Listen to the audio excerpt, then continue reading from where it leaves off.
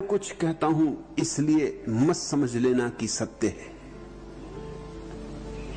शास्त्र कहते हैं इसलिए मत मान लेना कि सत्य है।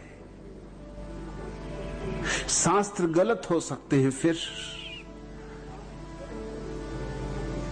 मैं गलत हो सकता हूं, फिर मैं धोखा दे सकता हूं, फिर मैं धोखा न भी दूं, मैं खुद ही धोखे में हो सकता हूं। फिर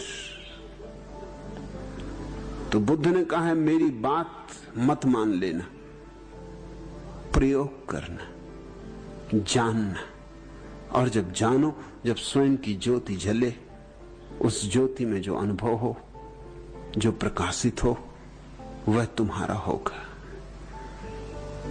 सत्य सदा स्वयं का होता है, और फिर उस सत्य के अनुभव में जो पत्ते लगेंगे, फूल लगेंगे, फल लगेंगे, वे सब सत्य के होंगे। ये सिखाने की जरूरत नहीं कि मनुष्य सत्य बोले, ध्यान सिखाने की जरूरत है, सत्य सिखाने की जरूरत नहीं। सत्य तो हम सबके भीतर पड़ा है, वो हमारा स्वभाव है।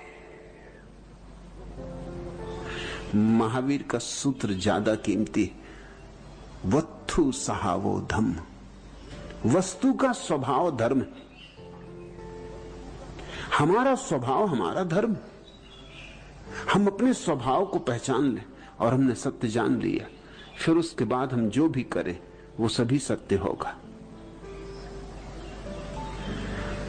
लेकिन अगर तुमने सत्य बोलने की चेष्टा की तो तुम बड़ी झंझट में पड़ोगे।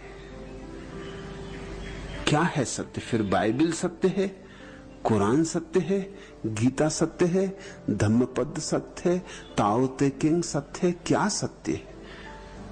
और इन सब की बातों में बड़ा विरोध है।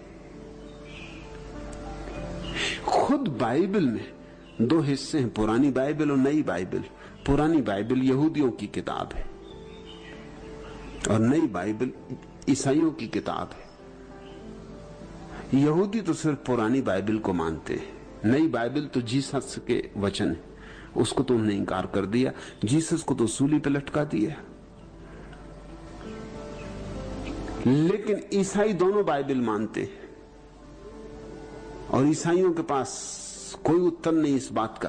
पुरानी बाइबल में ईश्वर कहता है मैं बहुत ईर्ष्यालु ईश्वर हूं, जो मेरे साथ नहीं वो मेरा दुश्मन है। ये तो अडोल्फ हिटलर की भाषा है। अडोल्फ हिटलर ने ये लिखा ही है मेन कैंप में कि जो मेरे साथ नहीं वो मेरा दुश्मन है। या तो मेरे साथ या मेरे दुश्मन हो, बस दो ही कोटियों में आदमी को बांटा है। और स्पष्ट कहता है पुरानी बाइबल का ईश्वर कि मैं ईर्ष्यालु। ईश्वर और ईर्ष्यालु, तो फिर ईश्वर को पाके भी क्या करोगे? यही ईर्ष्या, यही लोभ, यही मोह, यही उपद्रव अगर वहां भी जारी रहना है तो यहां ही क्या बुराई है? फिर आदमी होने में क्या बुरा है? और जीसस कहते हैं ईश्वर प्रेम है।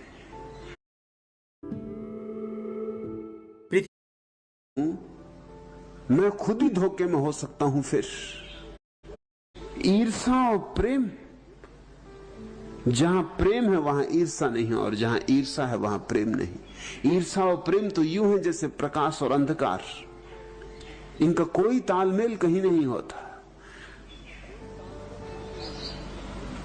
फिर भी दोनों की पूजा जारी है। अंधे हैं लोग।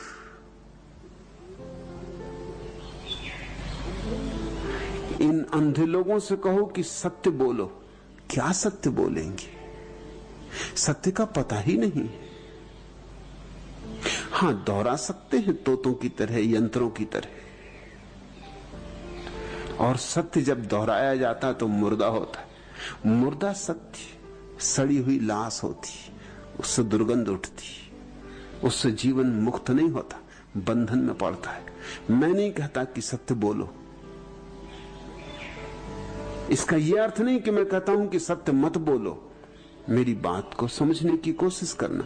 मैं कहता हूं सत्य हो जाओ, अप दीपो भव, दिए बनो, फिर उस रोशनी में तुम जो बोलोगे वह सत्य ही होगा। वह असत्य नहीं हो सकता।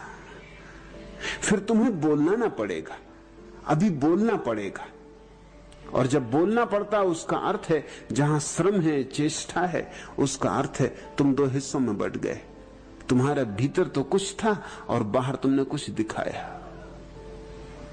भीतर तो झूठों की कतार लगी थी और बाहर सत्य बोलने की चेष्टा की। भीतर तो गालियां चल रही थी और बाहर गीत गाया।